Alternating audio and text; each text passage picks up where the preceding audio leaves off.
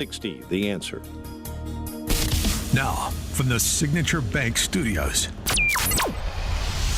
This is Chicago's Morning Answer with Dan Proft and Amy Jacobson on AM 560. The Answer.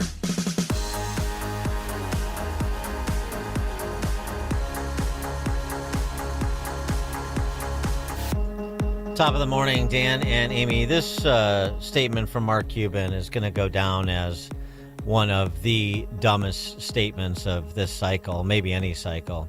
And that's saying something, because there's a lot of dumb things that have been said and will continue to be. But this was Cuban freelancing, explaining the choice that Biden and Harris made to reverse all of Trump's executive orders in the opening days of their administration and effectively open the borders. Yeah. I thought their hearts were too big when Joe came into office, that they didn't know how many people would cross the border, and it got away from them. But they figured it out. They learned. Oh, my God. 10 million, maybe more here. The hearts were too big. They didn't know. They were babes in the wood when they came into office. Kamala Harris is a sitting United States senator. Joe Biden had been in public office for the better part of half a century, and they had no idea what might come to pass if they invited the world to come at their leisure and on their own terms. They had no idea. Is that credible? We talked about this a little bit last week. One of the consequences of this, just under the umbrella of criminal activity. Obviously, we have high-profile murders that we've been discussing for several weeks now. But in addition to that, one other aspect is just the sex trafficking. And this piece we talked about last week that Madeline Rowley wrote for the Free Press. The statement that just sticks with me is the statement that the head of Shepherd's Watch, which is an anti-sex trafficking nonprofit, said that if I wanted a girl, I could get a girl in 15 minutes. It's like ordering a pizza. Yeah.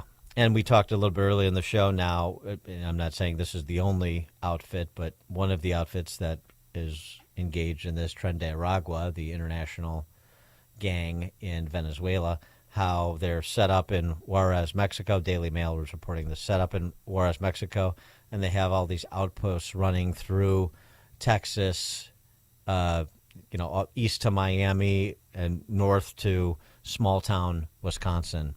It's really quite something. For more on the topic, we're pleased to be joined by that aforesaid investigative journalist. Maddie Rowley is an investigative reporter for the Free Press.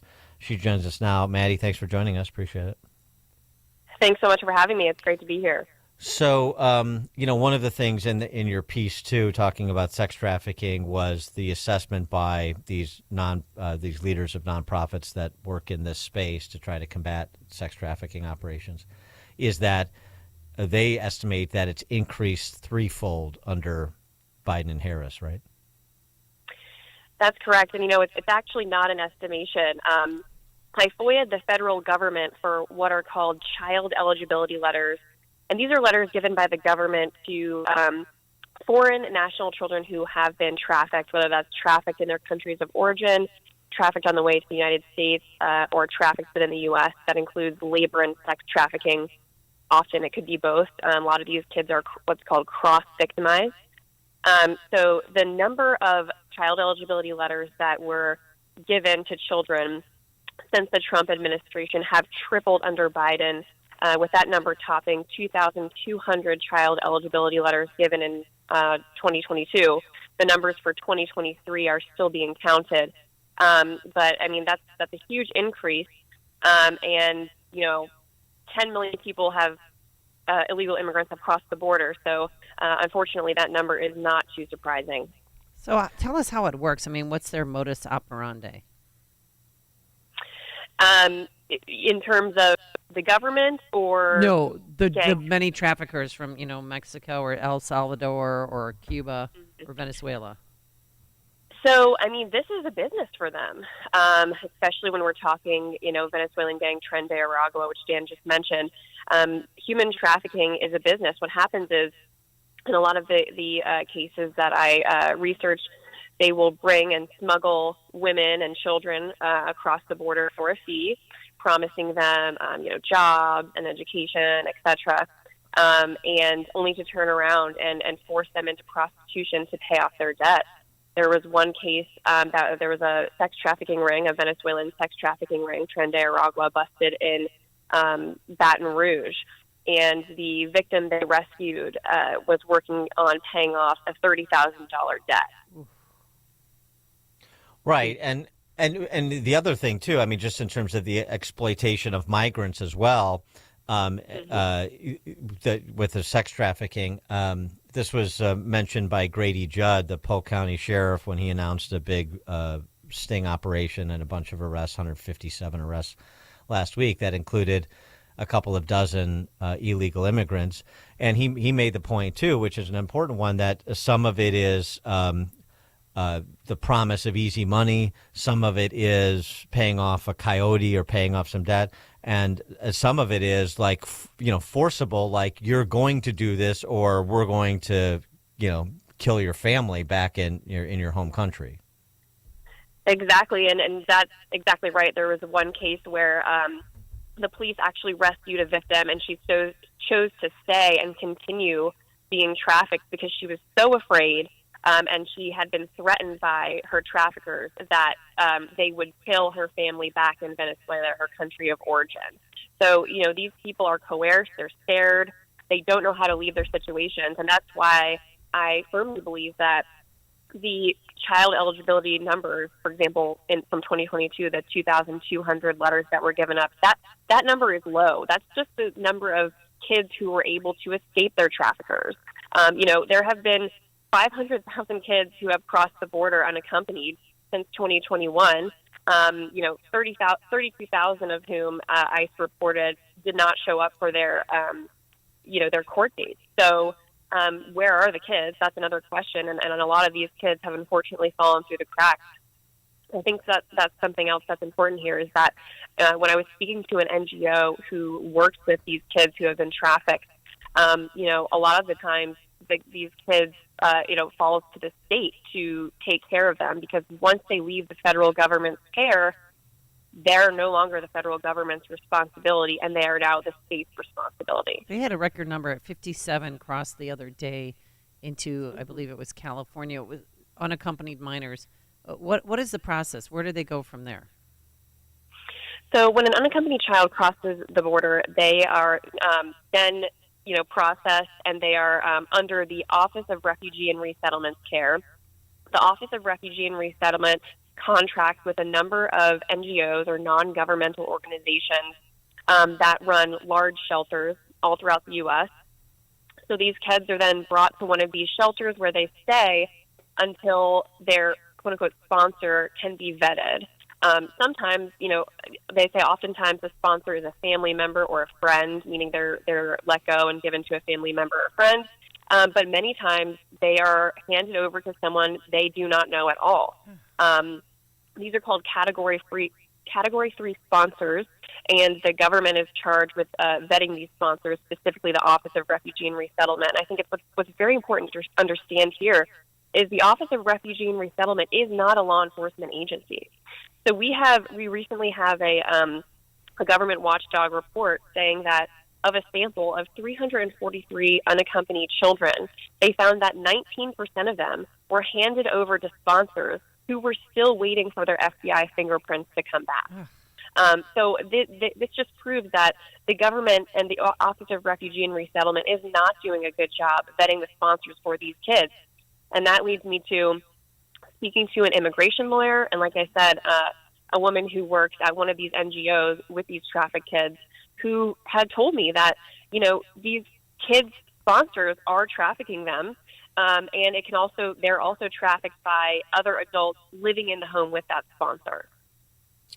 Right. I mean, it doesn't surprise me. It shouldn't surprise us with respect to what you said about vetting. I mean, look at what we just saw last week with the Afghan national who was a CIA contracted security guard in Afghanistan, and they said they vetted him. They didn't vet him, and and then he gets arrested, allegedly cooking up a terrorist plot on Election Day. So I mean, that all of this vetting, we're vetting people, and we have these processes and protocols in place. I mean, it's clear that they either don't have the capacity or the interest to deal with the volume of people that they have effectively invited in. That's correct. I mean, just the sheer volume. Republican Senator Grassley has worked very hard on the issue of unaccompanied minors and the Office of Refugee and Resettlement. He started working on this issue back in 2014 when 57,000 unaccompanied kids crossed the border. And a decade ago, he was sounding the alarm that the system was completely overrun, and even back then they weren't vetting properly. So imagine when in 2023, 130,000 unaccompanied children crossed the border, what a strain is put on the system at that point. So, I mean, yeah. And that report from earlier in the year about 85,000 unaccompanied minors who had just been sort of lost by the federal government.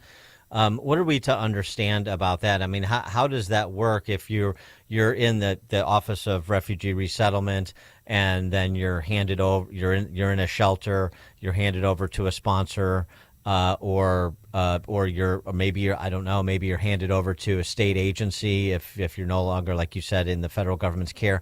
How is it that many kids can be just lost, quote unquote? Well, once a child leaves the Office of Refugee and Resettlement run shelter, the ORR is supposed to follow up after 30 days to, make sure that child is, embedded within their community, enrolled in school, et cetera. And they found that they couldn't reach 85,000 kids after 30 days. It's not so shocking. These sponsors aren't being vetted, so these kids could be anywhere. Through my reporting, I found that often children did not stay with the sponsor that they were released to. They move all throughout the U.S. to live with different people. So, I mean, the fact that 85,000 kids have gone missing is certainly concerning. But again, at that point, it falls to the states, and we have to wonder how many of these kids are within the CPS system, how many of them are in foster care, and we have to ask ourselves where they are, and the federal government does not know.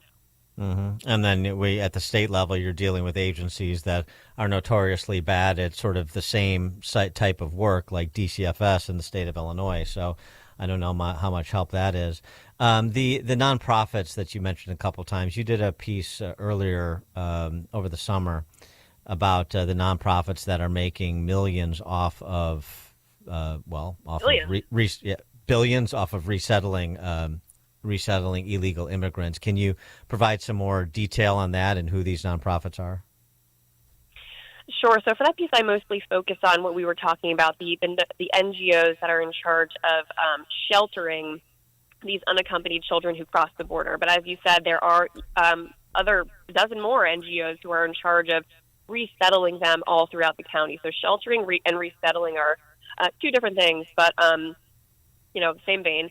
And what I found was that when you look into how much money the federal government is granting these nonprofits to shelter these kids, and you compare, as the number of millions and to total billions have gone up, I decided to look at the salaries of their CEOs and C-suite executives, only to find that, for example, the CEO of Southwest Key Programs, which is one of the main sheltering NGOs that the OR contracts with, is making over $1 million a year. There was another one that is in charge of resettling Global Refuge, and she's making well over $500,000 a year. So as the number of, as the amount that they were given from the government went up, so did their salaries. And I think it's important really quickly to note here that the Department of Justice has recently sued Southwest Key Programs because of all the reports of sexual abuse of employees sexually abusing the unaccompanied children. So, and they are still, getting money from the federal government. And this is something that Senator Grassley has tried to stop and unfortunately has been unsuccessful doing. Maddie Rowley is investigative reporter for the Free Press. Great work you've been doing on this. Really interesting. Thank you so much for joining us. Appreciate it. Thanks so much for having me. I appreciate it. Thank you. And she joined us on our turnkey.pro answer line. Hear about the big stories of the day, then talk about them right here on Chicago's Morning Answer on AM 560. The Answer. A large retail store just canceled a huge order, leaving MyPillow with a ton of extra MyPillows. But you know what? That's their loss and your gain. For the first time ever, you'll get a standard classic MyPillow for wholesale prices, only $14.88. But it gets even better. For a limited time,